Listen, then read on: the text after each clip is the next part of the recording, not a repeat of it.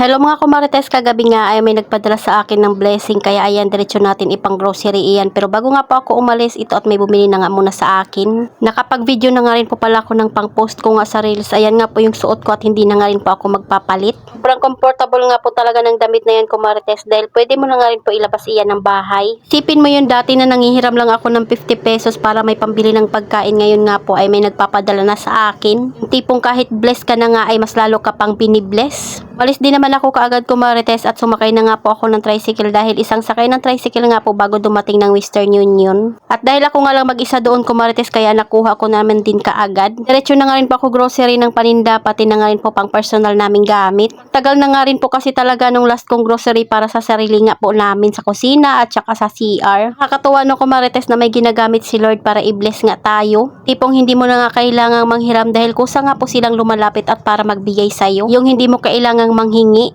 Gusto niya nga po sana kumarites magpadala sa akin ng package kaso nga nahihirapan siya. Siyempre dahil busy din naman siya. Kaya sabi niya pera na nga lang daw po pala yung ibibigay niya. Dahil para naman sa amin ito kumarites kaya bumili nga po ako ng mga magagamit namin dito sa bahay. Na nga rin po pagkain ng mga bata. Ako nga lang mag-isa umalis dahil si Jawa nga po ay may trabaho pa. Kauwi ko naman nga po kumarites, diretso na nga rin po ako nag-order ng itlog, 3 tray, pati na nga rin po 25 kilos na bigas. Pating na nga rin po dyan si Jawa kumarites at siya nga po ang nagbitbit nitong box dahil nagantay nga po ako sa kanya doon sa may tindahan na tinatambayan namin palagi.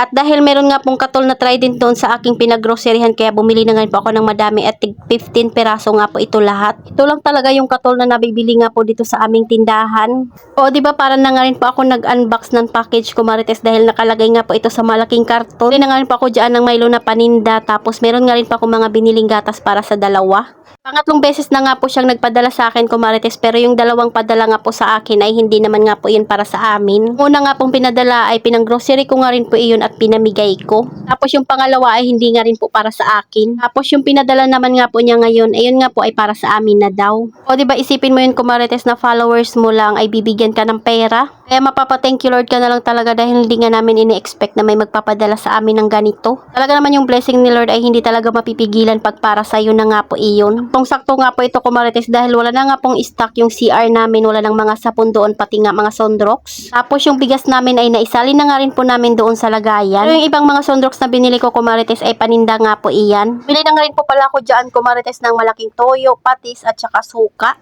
At pang matagalan na nga rin po talaga na stock iyan. Nakaraan ay may naghanap sa akin ng Dove na sabon sa tindahan kaya bumili nga rin po ako. Lalaking sabon na powder na nga po yung aking binili.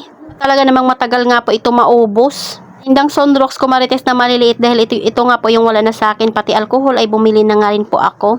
O diba at may paninda na may pang sariling gamit ka pa. Walang nakakahappy nga po sa puso kumarites dahil makakatanggap ka ng ganitong blessing. Totoo talaga na mas maraming susuporta sa'yo na hindi mo kakilala at kaano-ano at makaka-appreciate sa'yo. Tayo pa namang mga nanay kahit bigas lang ang meron tayo ay masaya na tayo. Hindi na nga rin pa ako ng malalaking asukal dahil talaga namang magastos si Jowa sa asukal. So ayun lang muna kumarites. Salamat sa panonood. Follow for more. God bless us. At sana i-share nyo na nga rin po itong aking video.